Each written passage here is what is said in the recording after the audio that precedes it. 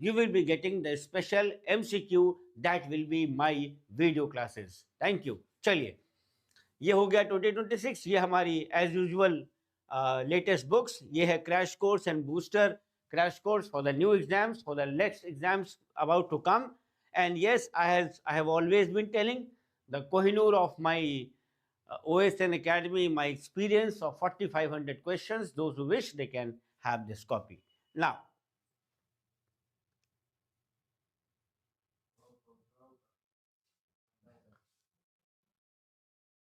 let us start with question number 1।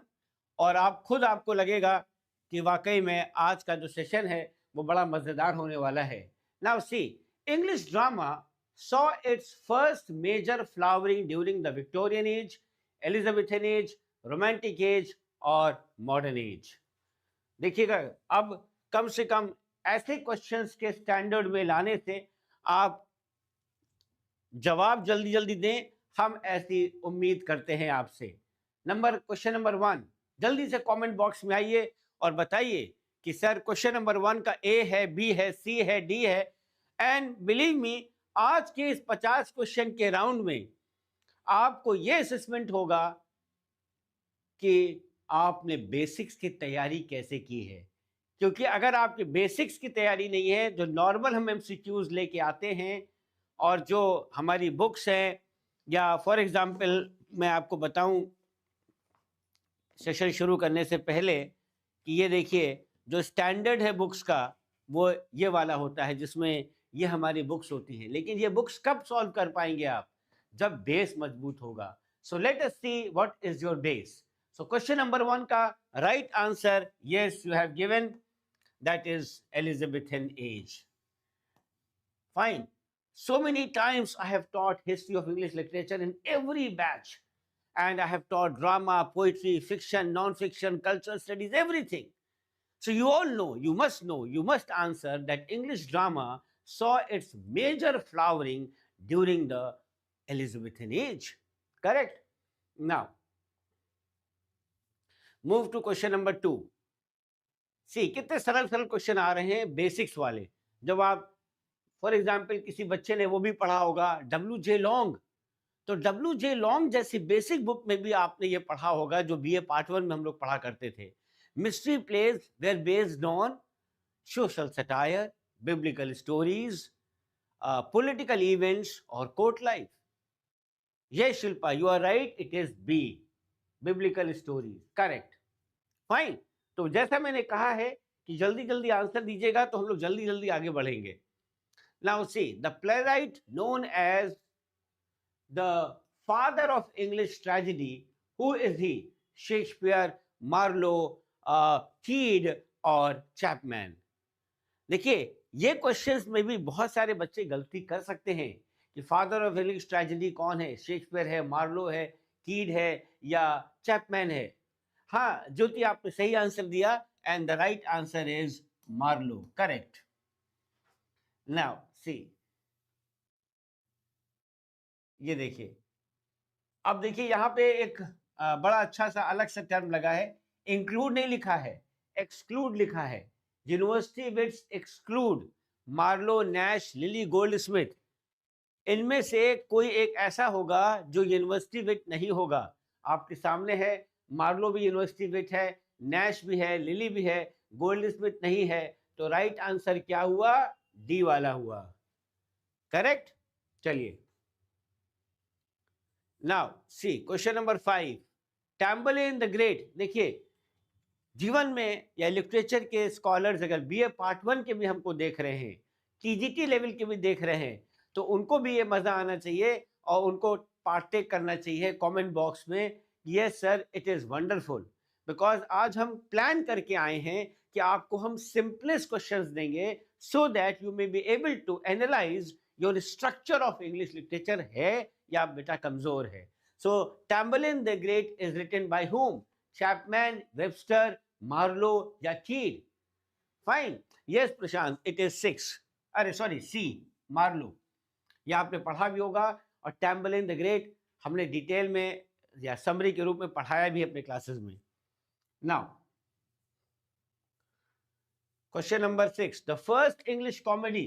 अब इसमें क्या ही कोई मिस्टेक करेगा स्टूडेंट्स, क्या ही कोई मिस्टेक करेगा कि पहली इंग्लिश कॉमेडी क्या आपको नहीं आती है? हमें उम्मीद है कि आपको आती होगी, तो फट से कमेंट बॉक्स में लिखें 6 का ए, बी, सी और D. Is it Everyman, is it Ralph Roister Doister, is it Gorboduc और is it Gammer Gurton's needle? Yes, correct, आपने सही जवाब दिया, it is royal Roister Doister. Fine. So students, this is such simple questions. Now अब आप देखिए कितना simple है। गॉर्बोडॉग आपने सबने पढ़ा है। गॉर्बोडॉग जो है किस लिए नोटेबल है, किस लिए हम जानते हैं, किस लिए वो पहचानते हैं कि वो पहली इंग्लिश कॉमेडी है या पहली इंग्लिश ट्रेजेडी है या पहली इंग्लिश फार्स है या फर्स्ट रोमांटिक ड्रामा है? Yes, you are right, it is first English tragedy. Correct. Now see question number 8, who among the following is not a tragedian? Tragedy से बना है ट्रेजेडियन, तो कौन जो है इन चारों में से ट्रेजेडियन नहीं है? मार्लो है, वेबस्टर है, मिडल्टन है, कॉन्ग्रीव है, चारों में से कौन नहीं है? देखिए नॉट वर्ड का ध्यान दीजिएगा। Any idea? आप लोग फास्ट आंसर बताइए, fast. Who will tell me the fast answer? जल्दी जल्दी बताइए तो बहुत मजा आएगा और हम अपनी स्पीड को तेज कर देंगे। Yes, you are right, the right answer is Congreve. He was not a tradition, he was a comedy of manners, जो लिखता था, आपको पता ही होगा। फाइन, चलिए अब देखते हैं।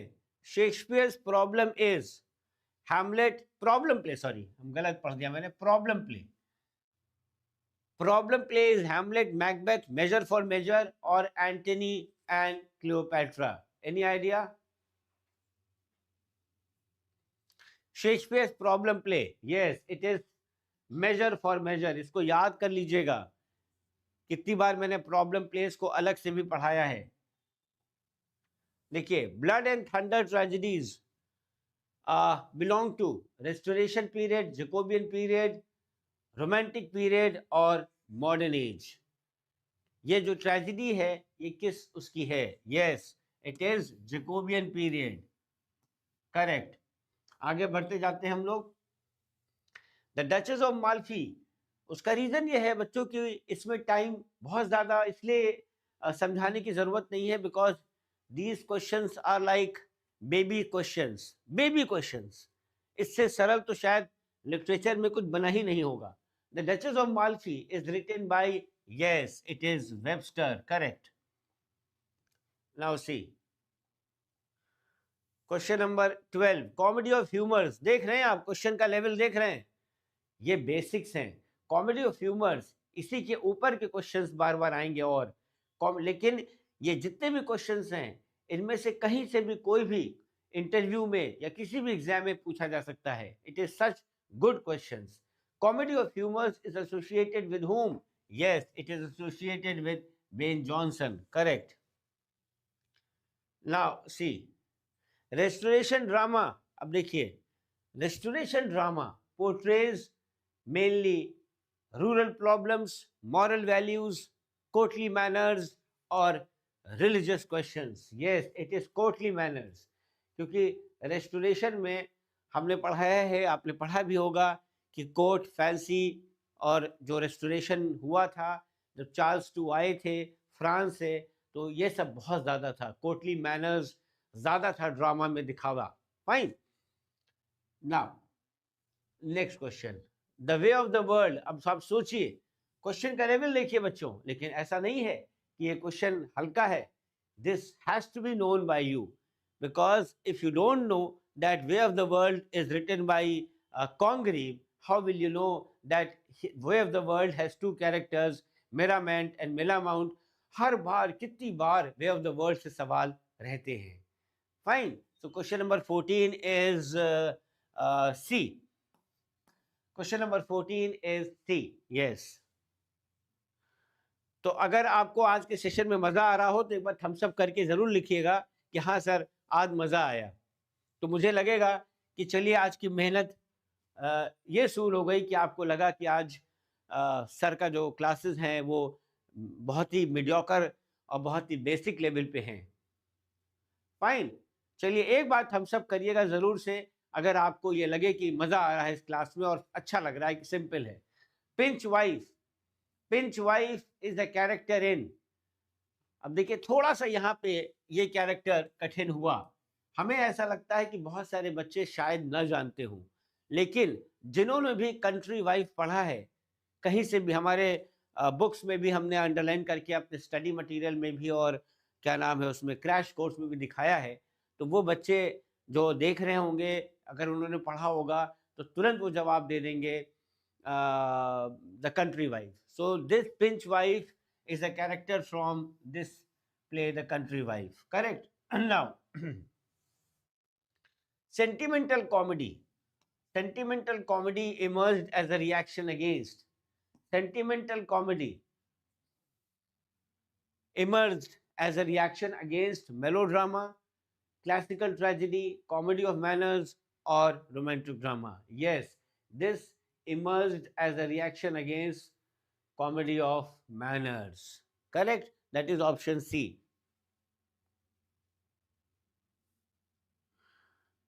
No, daily I do very tough questions, and these are the toughest questions for UGC NET, for Government Degree College, for GIC, for LT, for any of the examinations. Like see these 3 volumes, and my classes.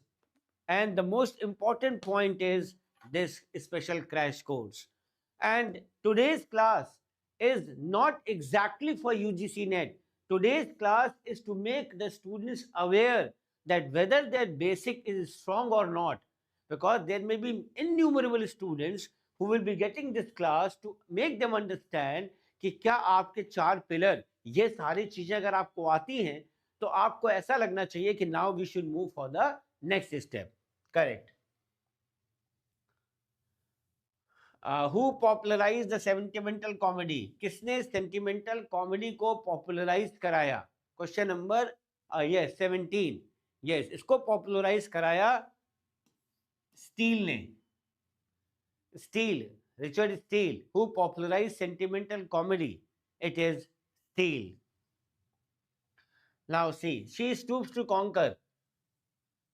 अब देखिए कितना अच्छा सवाल है। Question number 18, she stoops to conquer revived. ये जब आया तो इसने क्या चीज रिवाइव कर दिया? इसने ट्रेजेडी रिवाइव किया, फार्स रिवाइव किया, लाफिंग कॉमेडी या melodrama? Yes, laughing comedy. Laughing comedy को रिवाइव किया शी स्टूप्स टू कॉन्कर ने। करेक्ट। Now question number 19। अब देखिए कितना सिंपल सवाल है, बल्कि आज के सवाल को मजा लीजिए, मतलब एंजॉय द सेशन, और बहुत कुछ आपको ज्ञान भी बढ़ेगा। हो सकता है कि आप सभी बच्चे 50 में 50 ना ला पाए, और जो ला पाए वो जरूर से हमें बताएगा कि हाँ सर अभी तक हमने सारे सही किए, और उसको नोट करते जाइएगा अपने कॉपी में। प्रसेन जी माजी, प्रसेन माजी, आपने लिखा, क्वेश्चन नंबर तो लिखा ही नहीं आपने। The School for Scandal is a what? Is a comedy of manners. Yes, The School for Scandal, that is C. अब देखिए, अब इससे सरल सवाल क्या होगा? पिग्मेलियन। क्या ऐसे बहुत सारे बच्चे हैं जो हमें देख रहे हैं कि उनको ये ना पता हो कि पिग्मेलियन किसने लिखा है? आज का सेशन इसलिए है कि वो बच्चे अगर उनको लगता है कि उनको पिग्मेलियन नहीं पता है, वो लिटरेचर के स्टूडेंट हैं, तो ये सोचनी ही बात है, आपको समझना पड़ेगा। So Pygmalion is written by G.B. Shaw. Man and Superman. अब देखिए क्या ही है question. Man and Superman by, ये देखिए, शॉ। ठीक है, अब ये देखिए, Oscar Wilde plays belong to. Oscar Wilde आपने पढ़ा होगा। ऑस्कर वाइल्ड के जो प्लेज हैं वो बिलोंग करते हैं किसको? Comedy of manners revival, absurd theatre, Victorian realism या restoration revival? Yes, it is comedy of manners का revival. Correct. Now see question number 23, the importance of being Earnest. ये देखिए, ये किसका है? ये सॉरी, ये हाई कॉमेडी है, ये प्रॉब्लम प्ले है, ये ट्रेजिक कॉमेडी है, या ये फार्स है? बताएं। The importance of being honest. Question number 23. Yes, it is high comedy. Correct. Now, question number 25. The Indian born dramatist among the following is, वो ऑसबॉर्न है, शॉ है, टॉम स्टॉपर्ड है, पिंटर है।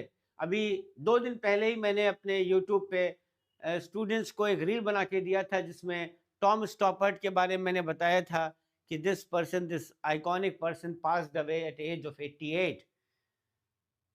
अगर आपको ये रील देखनी हो तो मेरे यूट्यूब चैनल पे जा कर के इन शॉर्ट्स पे चले जाइएगा तो आपको इसका डिटेल मिल जाएगा।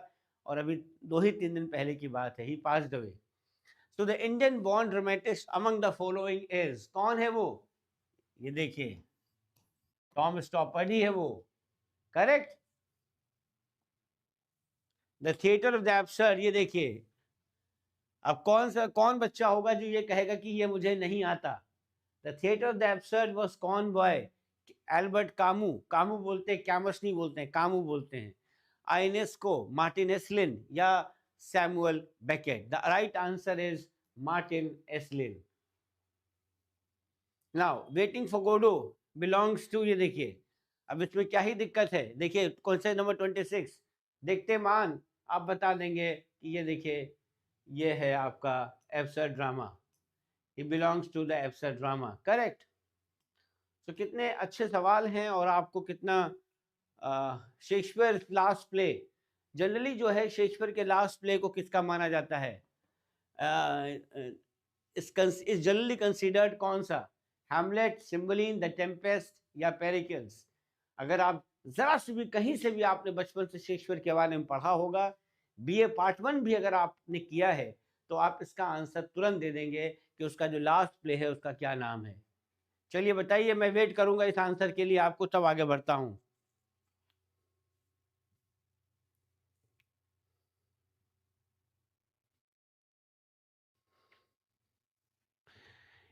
इसका मैं वेट करूंगा।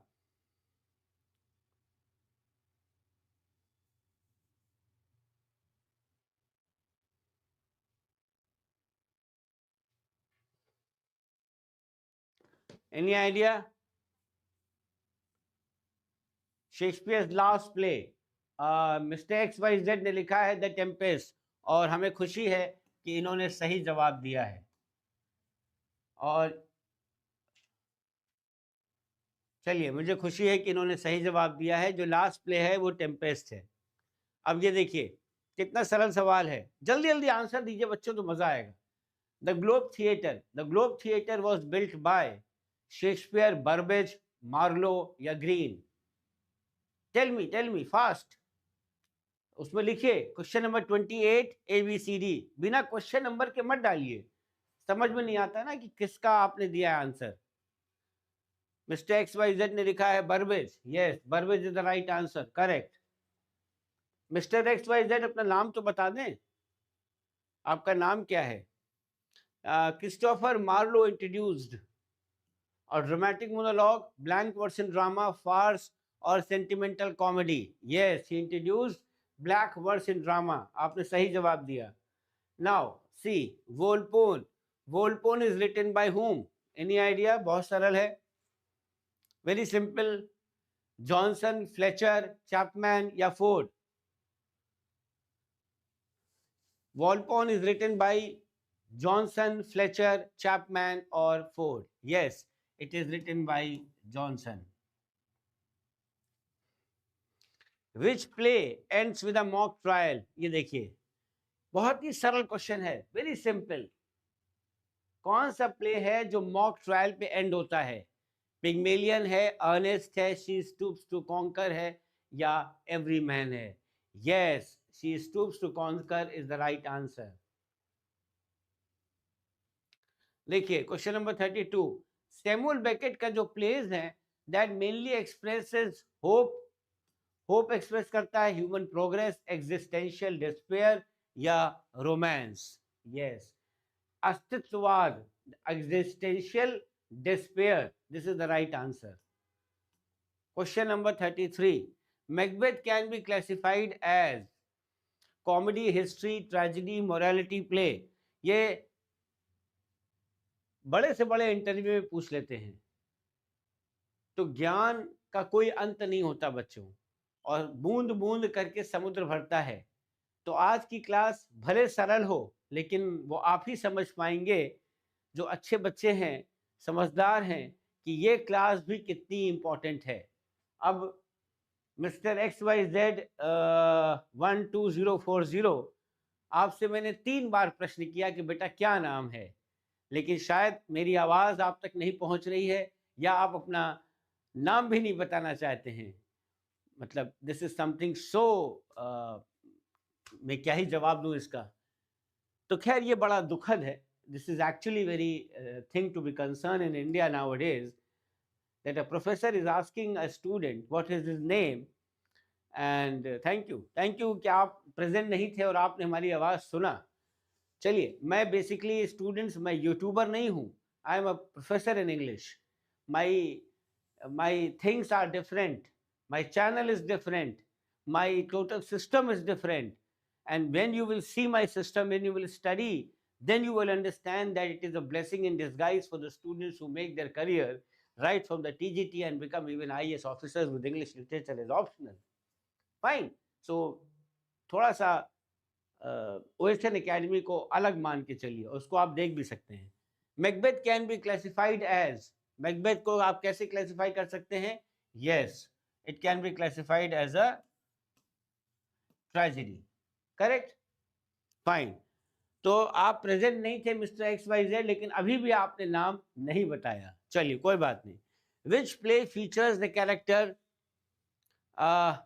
मैं तो बड़ा शौक से पूछता हूँ, शौक के लिए, कि कोड नंबर से समझ में नहीं आता कि आप किससे बात कर रहे हैं। और कम्युनिकेशन में ये सिखाया जाता है कि communication is always good when you know somebody's name and identity. XYZ ABCD से क्या ही समझ में आएगा कि आप किससे बात कर रहे हैं और कौन कौन कहाँ क्या है। चलिए, आपने बताया बहुत देर बाद कि आपका नाम राघव है। राघव, मैं इसलिए पूछ रहा था कि आपका मैं नाम ले पाऊँ और आपसे ये कह पाऊँ कि अगर आपको अच्छा लग रहा है तो एक बार ज़रूर बताइएगा कि हाँ सर, मज़ा आया। Which play features the characters Vladimir and Estragon? Endgame, Godot, Homecoming या The Birthday Party? Yes, the right answer is Vladimir and Estragon। सभी जानते हैं कि वो Waiting for Godot का है। Correct. The Comedy of Manners mainly satirizes, किसको satirize करती है? मिडिल क्लास को, वर्किंग क्लास को, एरिस्टोक्रेटिक सोसाइटी को, या रिलीजियस क्लास को? Yes, it is for the aristocratic society के लिए। कॉमेडी ऑफ मैनर्स ये सिटायर करती है इन लोगों को। करेक्ट।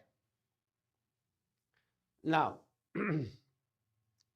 अब देखिए यहाँ पे, इस पे बहुत क्वेश्चंस आते हैं नेट में। The Rivals introduces the character Lady Teazle, Mirabell, Lady Languish और Mrs Malaprop. Any idea? Yes, he introduces the character Mrs. Malprop. The term malpropism, ये देखिए उसी से ये निकल के आया है, comes from Sheridan, Shakespeare, wild या मार्लो। दीपक किरण, आपने लिखा है डी, मिसेस मैलप्रॉप, वो तो हो गया। Question number 37, the term malapropism comes from, yes, वो तो खैर नेचुरल है कि वो शेरिडन ही होगा, है ना। Which of the following is the revenge tragedy? चलिए बताइए जल्दी से कि कौन सा जो इनमें से रिवेंज ट्रेजेडी कौन सा है? Any idea?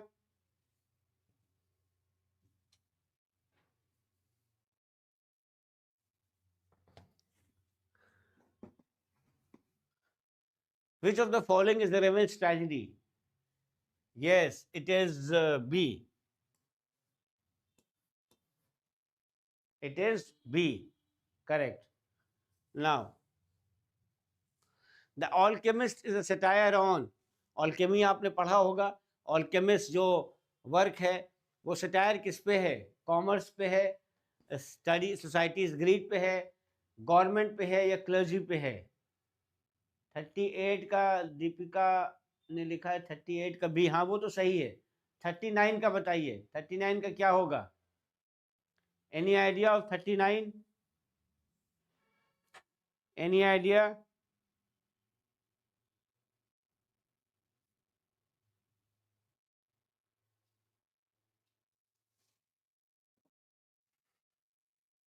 $39, any idea? चलिए, इट इज सोसाइटीज ग्रीड।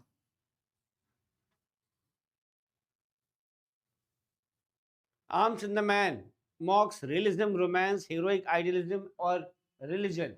किसके ऊपर हंसता है? Arms in the man, yes, heroic idealism.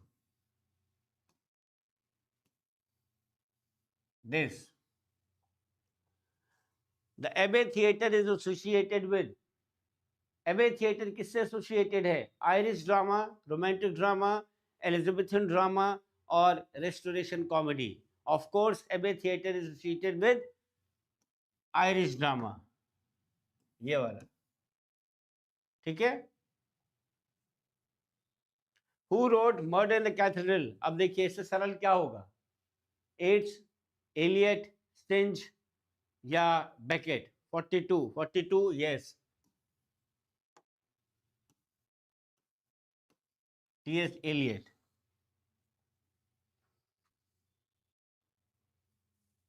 Milton wrote no drama except, देखिए घुमा के पूछा है, Milton wrote no drama except Samson, Agonistes, Arcadia, Areopagitica और कॉमर्स। यस, सभी को पता होना चाहिए कि it is Samson Agonistes. Harold Pinter किस लिए फेमस हैं? Harold Pinter is famous for picaresque poses, famous for classical comedy, comic relief और blank words. Yes, famous for this, correct.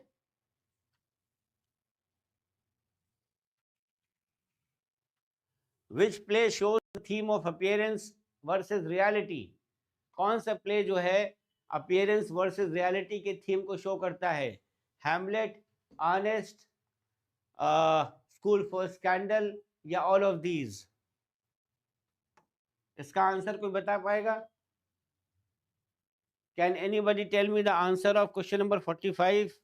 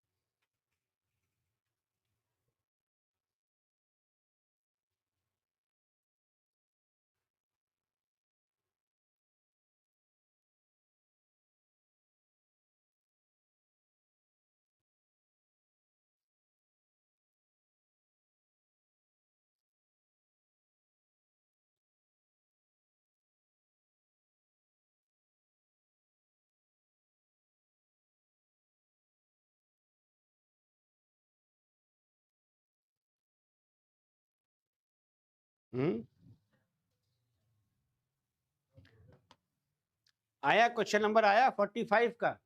45 का डी है, देखिए ये वाला है, ये भी है, ये भी है, ये भी है। इसीलिए मैंने आपको टाइम दिया कि आप इसका आंसर हमें बता दें, लेकिन आपने बताया नहीं।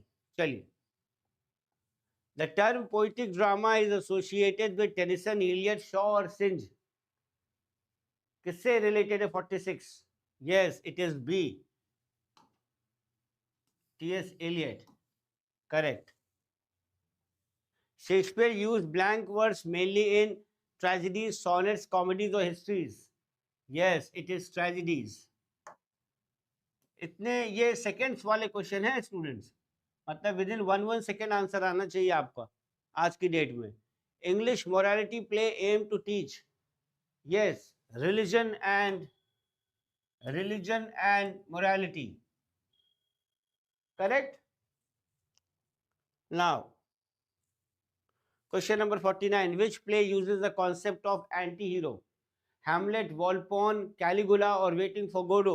Yes, concept of anti hero waiting for Godot.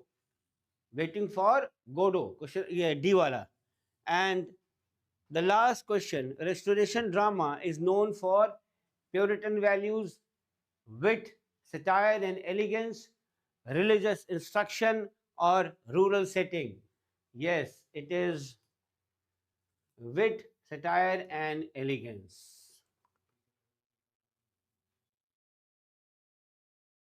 Hi students, a very good evening to all of you. I am Professor Dr. Agarwal and this is OSN Academy of English since 1998. As promised, you can see the clock, it is 7 p.m. and I have told that as so many examinations are around the corner, especially UGC NET, so I have come once again with the poetry session, simple yet modest, and I am very much sure कि आज के questions आपका दिल जीत लेंगे. आपको ऐसा लगेगा कि वाओ मजा ही आ गया. जल्दी जल्दी लाइव आ जाइए, शेयर और कमेंट कर दीजिए और जो भी क्वेश्चन आप सॉल्व करें, क्वेश्चन नंबर जरूर डालें कमेंट बॉक्स में. केवल आंसर ना लिखें, विद क्वेश्चन नंबर. तो चलिए, जैसा कि आप स्क्रीन पे देख पा रहे हैं, क्वेश्चन नंबर 1 है, विच poem ends with the phrase the nothing that is. ये एक फ्रेज है, कौन सी पोएम है जो इस फ्रेज से खत्म होती है? The options are the snowman, Sunday morning, harmonium and the emperor of ice cream. Apart from this question and answer, जैसे ये मैंने आपको 4 नाम यहां दिखाए, अब आपके मन के अंदर एक कौतूहल होना चाहिए, एक जिज्ञासा होनी चाहिए. वो क्या? कि चलो इसका आंसर तो भी पता चल जाएगा कि अरे क्या आपको स्नोमैन के बारे में नहीं पता है? क्या संडे मॉर्निंग किसने लिखी है पता है? हारमोनियम कौन सी पोएम है? एम्परर ऑफ आइसक्रीम क्या है? So in this way, you should have that curiosity to solve and to know these also. So this is my special guidance to all of you. So can anybody tell me the right answer? Answer.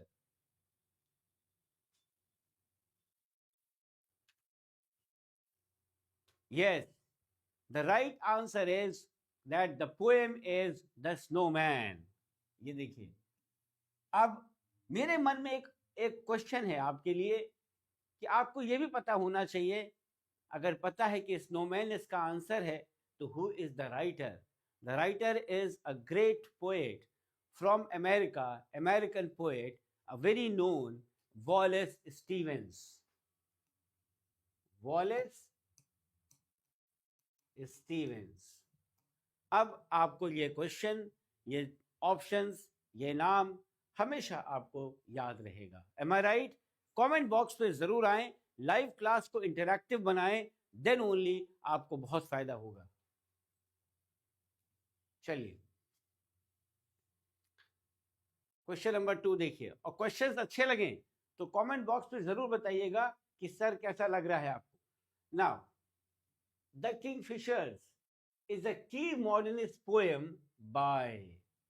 ये poem किसकी है? Is it by Marianne मूर?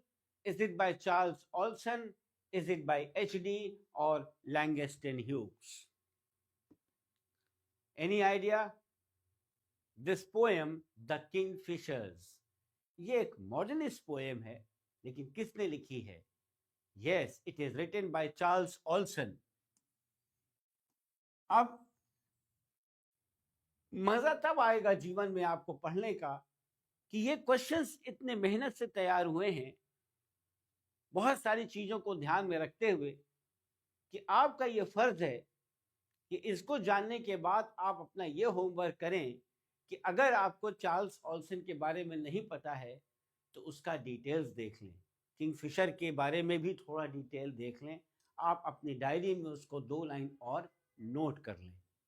अब देखिए, तीसरा question आपको लगेगा कि वाकई में बहुत मज़ेदार है और बहुत ही अच्छा सर ने पेपर बनाया है. और ये देखिए, कभी आपने ये क्वेश्चन देखा है? Yes, a very important terminology. The term logopoeia was coined by Pound to describe what? Musical poetry, dance of the intellect, poetic symbolism और पैस्टोरल टेक्निक। कोई बताएगा? ए, बी, सी और डी। कितना अच्छा क्वेश्चन है, देखिए आप खुद, आप इसमें यकीन मानिए कि ऐसा क्वेश्चन जब आप आज करेंगे तो कितना लेवल ऑफ गाइडेंस आपके नॉलेज में बढ़ोतरी होगी। Any idea? A, B, C और डी? यस, आपने सही जवाब दिया। It is dance of the intellect. This was coined by Pound to describe dance of the intellect. Correct? चलिए, now क्वेश्चन नंबर 4 देखिए। Which of the following is not a section? ये देखिए यहाँ पे नॉट वर्ड हमेशा मैं mark कर देता हूं क्योंकि इससे होती है मिस्टेक। कौन सा सेक्शन टीएस एलियट के 4 क्वार्टेट्स में नहीं है? बर्ट नॉटन है या नहीं है? ईस्ट कोकर, लिटिल गिडिंग या ऐश वेंसडे?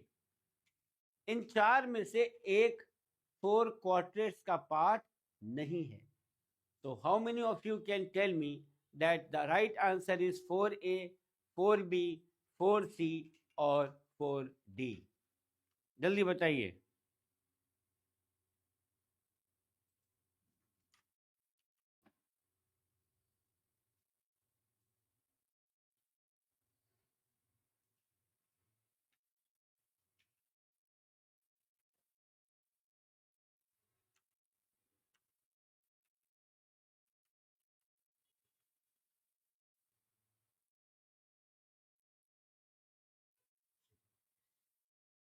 चलिए, तो राइट आंसर आपने सही बताया। It is Ash Wednesday. It is Ash Wednesday. Burnt Norton, East Coker और लिटिल गिडिंग ये ऑलरेडी 4 क्वार्टर्स में है। Fine. Now question number 5। The slow sad music of humanity, the slow sad music of humanity appears in Dover Beach, Tinton Abbey, Prelude, The Scholar Gypsy. See, the questions are simple and few are modest but not very hard. You should all love to solve these questions live with me here because उसका मजा ही अलग है। Fine. So question number 5 का answer क्या होगा? Very simple.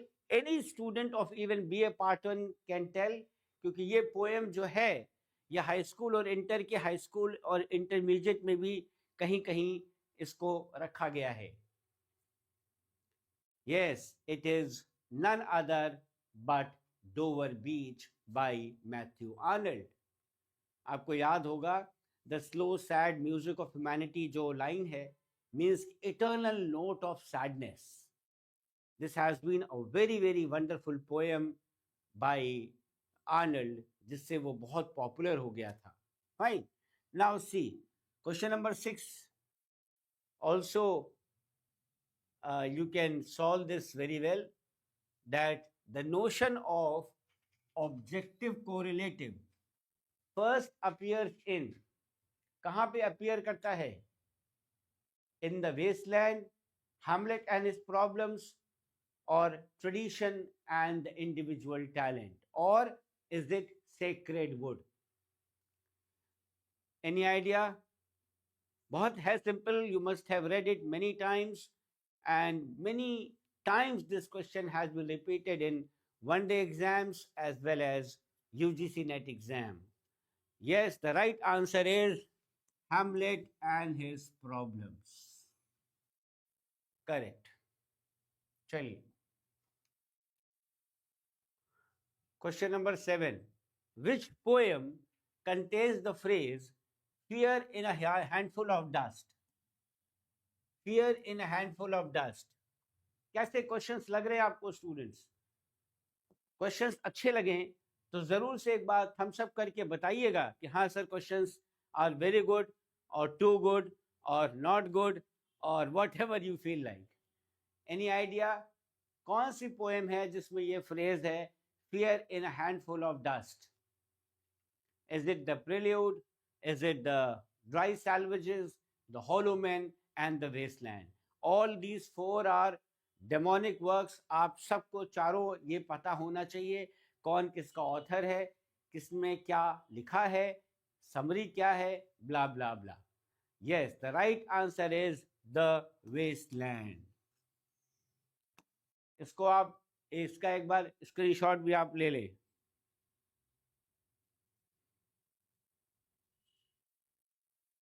Correct. एक बार फिर से देख ले question.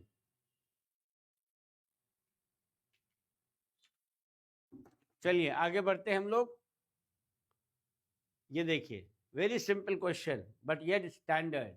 The line things fall apart, the centre can not hold, appear in the second coming, sailing to Byzantium, Easter 1916, or Byzantium. Things fall apart, the center cannot hold, everything is in anarchy. It is none other than the second coming. ठीक है, तो 8th का हो गया आपका A.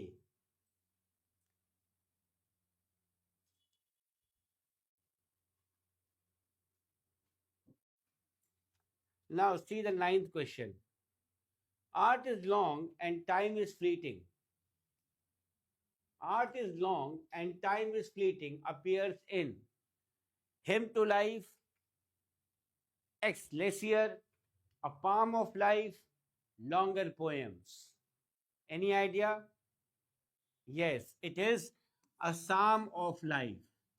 P is silent, इसीलिए इसको बोलते हैं पसाम, नहीं बोलते, इसको बोलते हैं साम. साम एस से शुरुआत होती है. P is silent.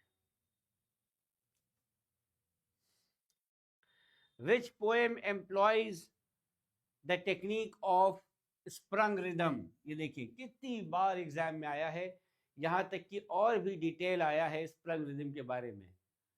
कौन सी पोएम एम्प्लॉय करती है स्प्रंग रिदम? पायट beauty, the darkling thrust, 13 ways of looking at a blackbird, और संडे मॉर्निंग. यस, सही जवाब दिया आपने. इट इज पायट ब्यूटी, स्प्रंग रिदम. बहुत बार मैंने स्प्रंग रिदम को पढ़ाया भी है और समझाया भी है इन माय क्लासेस. ये देखिए, the sylvan historian in Keats ode to refers to the poet, the urn, the nightingale, or the forest. Yes, it is the urn. Correct. The Sleven historian in Keats's ode refers to the urn. That is the option B. Now, question number 12 देखिए. The metaphysical conceit. The metaphysical conceit is mostly used intensely in. किसमें intensely used हुआ है? Herbert's The Collar, डंस की जो है flee, Marvell की है Andrew Marvell की द गार्डन, और वॉगम की the Retreat. Yes, it is B. That is Donne's के फ्ली में you will find mostly the metaphysical conceits. Fine. Now question 13. ये देखिए कितना अच्छा क्वेश्चन है ये. द सी ऑफ फेथ, ये जो मेटाफर है ये अकर करता है कहाँ पे? The Scholar Gipsy, Dover Beach, Thyrsis, और Rugby Chapel. Any idea? It is B. Yes, the sea of faith. कितना सिंपल क्वेश्चन है, लेकिन कितना देखिए, अगर आपको नॉलेज नहीं है या आपने पढ़ा नहीं है तो गलती करने की पूरी मतलब गलती हो सकती है. इसलिए जब तक आपका जो नॉलेज लेवल है वो एट पार नहीं होगा, किसी भी कंपटीशन को निकालना बहुत मुश्किल होता है. अब देखिए ये क्वेश्चन नेक्स्ट है, आप इसको देखें और बताएं कि कभी आपने ये सुना है और कितना अच्छा क्वेश्चन है और कितना इम्पोर्टेंट है. ये देखिए, Purgatorio and Inferno are terms associated with. ये किससे एसोसिएटेड है ये टर्म्स? प्रोग्रेटो and inferno. दांते से, मिल्टन से, चौसर से, या स्पेंसर से? यस, आपने सही जवाब दिया और तुरंत जवाब दिया. ये दोनों शब्द एसोसिएटेड है दांते से। क्वेश्चन नंबर 15 देखिए, which poem ends with I shall have some peace there. ये बड़े इंपॉर्टेंट कोट्स हैं। पोएम जहां पे एंड होती है वो किसकी है? Lake Isle of Innisfree, I shall have some peace there.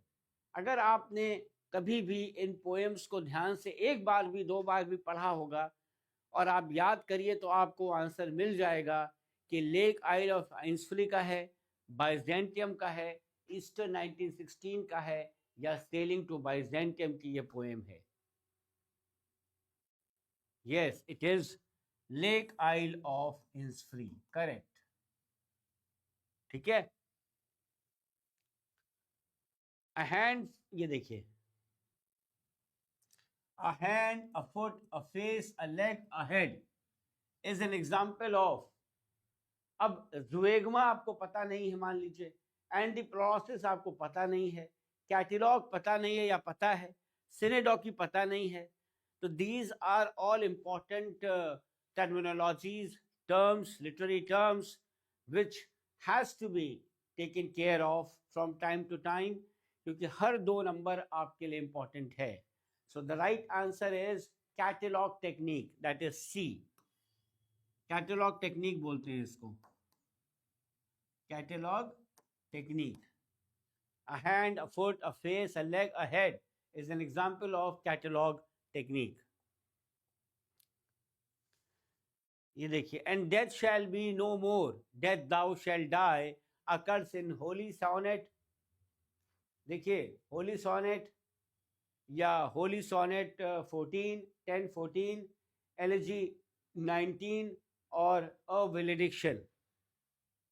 A valediction. Any idea? Yes, the right answer is Holy Sonnet 10. That is answer number A. Which poet developed the theory of inescape? A very important term in literature. अनगिनत question पूछे जाते हैं इस पे घुमा फिरा के। देखिए, इसको भी घुमा फिरा के पूछा है मैंने। Which poet developed the theory of inescape? Yes, inescape theory जो है ये हॉपकिंस की थी। देखिए, जेम हॉपकिंस की। क्लियर। अब नेक्स्ट क्वेश्चन देखिए, a poetry of witness is associated with, a poetry of witness is associated with,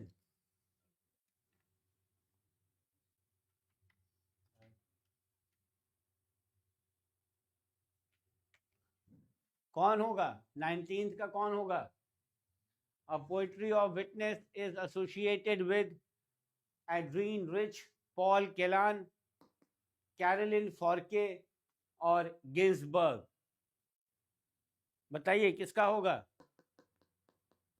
A poetry of witness,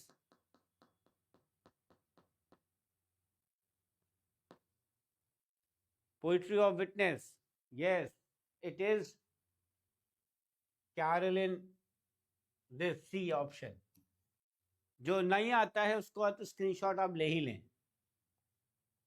Now, question number 20. Which poet is connected with the failure of communication theme? Question number 20 देखिए,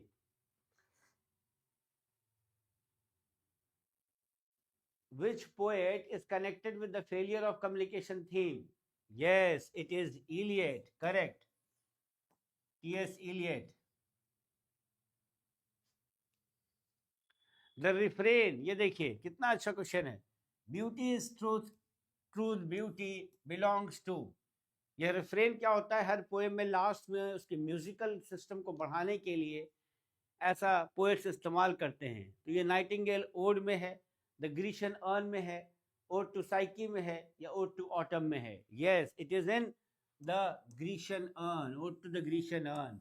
that is option number B. Question number 22 देखिए, in the Westland, ये देखिए कितना आपको पढ़ाई का मजा आएगा कि अगर आपने पढ़ा है। The Waste Land, Madame Sosostris is a clairvoyant, a dancer, a spirit, a singer. बताएं। Question number 22। Yes, the right answer A, 22 is A. Correct? Now, move to question number 23. The poem To His Squire Mistress, ये देखिए, uses which structure? Syllogistic argument, lyric element, Pindaric divisions or sestina pattern? कोई बता पाएगा? Can anybody tell me?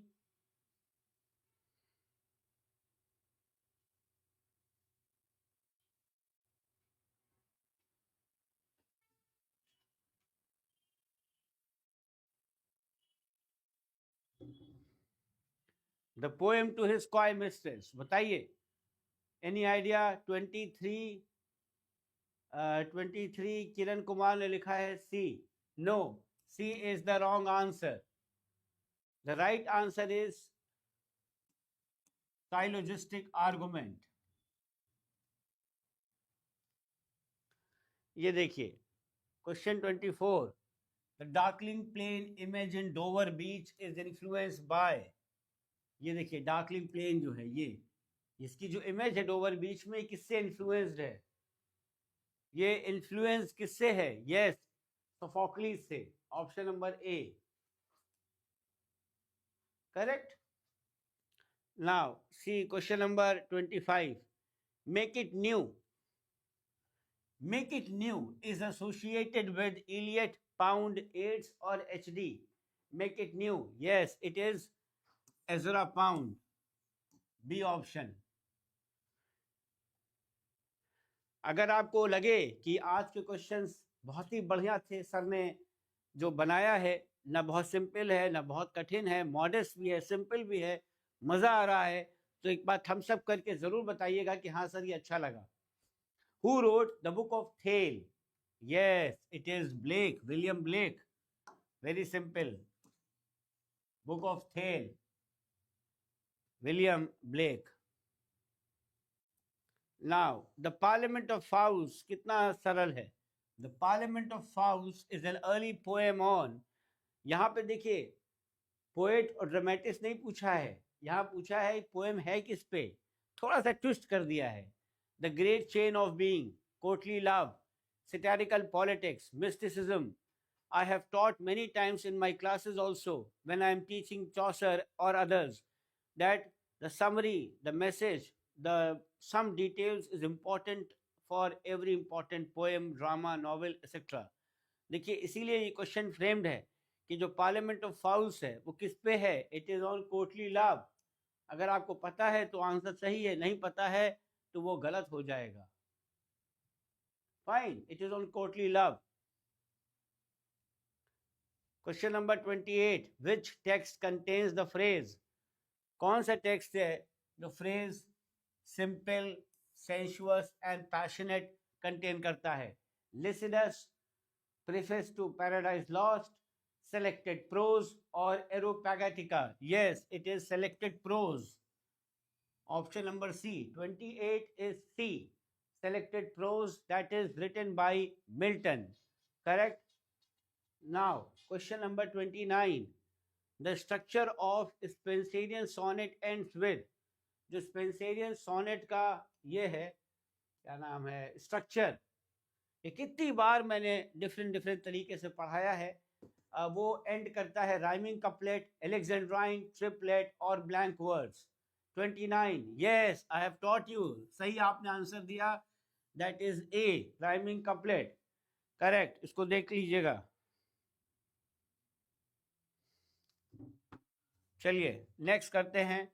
The wasteland, the typist scene. ये देखिए, आपने पढ़ा होगा बीए में भी, उसमें टाइपिस्ट का सीन होता है. Belong to which section? अब यहाँ पे देखिए, काम आता है कि आपने कैसे तैयारी की है. ये जो टाइपिस्ट का सीन है, ये बरियल ऑफ द डेड का है, गेम ऑफ चेस का है, फायर सरमन का है, या डेथ बाय वाटर का है? Yes, this typist scene comes from the fire sermon. Yes. Which poem by Yeats? ये देखिए, अब आगे देखिए, which poem by Yeats use the concept of gyres? I am very much sure कि आपको ये क्वेश्चंस अच्छे लग रहे होंगे क्योंकि ये सॉल्वेबल हैं और यही स्टैंडर्ड हैं। फाइन, तो कौन सी पोएम है? यस, वो पोएम का नाम है the second coming. Now question number 32, death in life and life in death. ये भी बहुत सिंपल है। Death in life and life in death appears इन, देखने की भी जरूरत नहीं है और तुरंत आंसर आ जाएगा, ancient mariner by S T. Coleridge. Correct, correct. Now see, again a very simple but yet modest question. Past and present is associated with which poet oblique historian? Yes, Carlyle। बहुत सही जवाब दिया आपने, वो भी तुरंत दिया, immediate, Carlyle. The images manifesto, ये देखिए कितने इंपॉर्टेंट क्वेश्चंस हैं। ये कोई भी क्वेश्चन जो हम करा रहे हैं, एक भी हमको बता दें कि ये हल्का है या ये बिल्कुल काम का नहीं है। It is all so important. The Imagist manifesto was signed by this H.D. Edlington. Correct. The ever fixed mark metaphor belongs to sonnet 73, 116, 130 या 55. Any idea? Any idea? Yes, it is B, sonnet 116. Fine, एक बार और देख लीजिए सवाल को।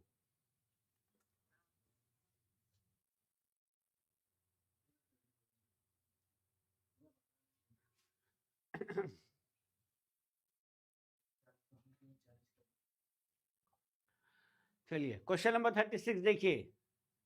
The backward and abysm of time occurs in, occurs in कहाँ? Yes, the Prelude, the Prelude by Wordsworth. इसको note कर लीजिएगा, शायद आपको ना पता हो। Now a ring of bone poet belongs to which movement? किस मूवमेंट का है ये? Yes, it is Beat movement. आपको याद होगा पूरा बीट मूवमेंट का डिटेल, कौन कौन से ऑथर्स हैं इसमें, क्या क्या होता है, why beat movement is important. I have taught all of you in detail, and yes, in this special book also, this special book which I have already told everybody, आज ही बहुत सारे बच्चों ने इस स्पेशल बुक का order किया, and I have sent them all by speed post, क्योंकि examination नज़दीक है, they want it very fast. So all these important things in one liners are already collected in this book. So this is beat. अब beat के बारे में आपको जानना होगा अगर नहीं पता है तो। ये देखिए ये कितना इंपॉर्टेंट टर्मिनोलॉजी है। Obeyed, fine, refers to a poem that praises war, celebrates the mourning separation of lovers, laments death, or celebrate harvest. Yes, it is celebrates mourning separation of lovers, इसको कहते हैं this. Now question number 39, the wife's lament belongs to Anglo-Saxon elegies, Cavalier poems, Middle English lyrics, Elizabethan sonnets. Yes, it is Anglo-Saxon elegies. The wife's lament belongs to Anglo-Saxon elegies. Correct? Now, we move to question number 40. नहीं, हाँ, question number 40।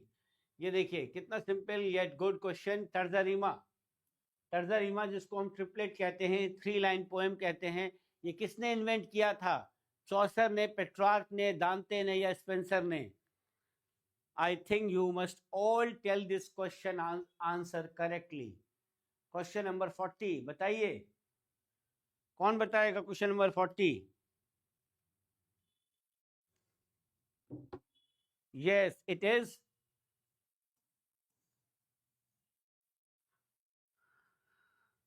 Now see, the Parliament of Birds is another name of, ये Parliament of Fowls नहीं है, the Parliament of Birds है. It is fowls। देखिए अभी थोड़ी देर पहले आया था, वो birds का एक नाम होता है fowls, इसीलिए इसका नाम है the Parliament of Birds is another name for Parliament of Fowls। देखिए कैसे क्वेश्चन को ट्रिकी बना देते हैं। The spirit of the age criticism refers to which romantic poet? Any idea? Yes, it is Byron. Correct. आपने सही answer दिया। Question number 43 देखिए, the fire Sermon in Eliot's work alludes to, बताइए, the Bible, Upanishad, Buddha's teaching और Plato? Any idea? Yes, it is Buddha's teaching, it is Buddha's teaching, correct. Now, accidental judgements, casual slaughters belong to, ये किसका है? 44 belongs to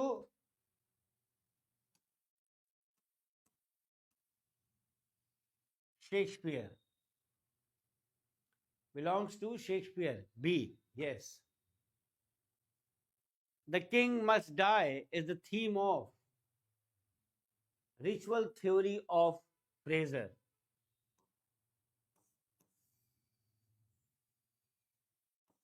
ये थोड़ा कठिन question था। Ars Poetica, ये सिंपल आ गया। देखिए question number 46, answer is undoubtedly Horace, very simple. The line I fall upon the thorns of life I bleed, बिना देखे आप बता सकते हैं, it is from ode to the west wind, correct. देखिए, the poem must resist the intelligence is attributed to, it is attributed to Stevens, correct, B option. Now question number 49, a noiseless patient spider, a noiseless patient spider symbolizes spiritual isolation, mystical union, war heroism or materialism? Yes, it is spiritual isolation. And the last question is, which poem contains the phrase zero at the moon? Yes, it is this, B option, a narrow fellow in the grass. A narrow fellow in the grass, आपके जानकारी के लिए बता दें, this is written by Emily Dickinson. So I am very much sure कि आज के 50 questions के राउंड में आपको बहुत नॉलेज, एक्स्ट्रा नॉलेज हुई होगी, आपको मजा आया होगा। और ऐसे ही क्लासेस के लिए like and subscribe the channel, and those who wish to excel in the field of English right from the TGT to the UPSC level, they may join our classes, my classes, at the OSN Academy application. For iOS application, you may take the link from the WhatsApp number given on the screen, and for the Android, you can directly go to the Play Store and download. For any books, any test series, any batches, you are most welcome. Thank you.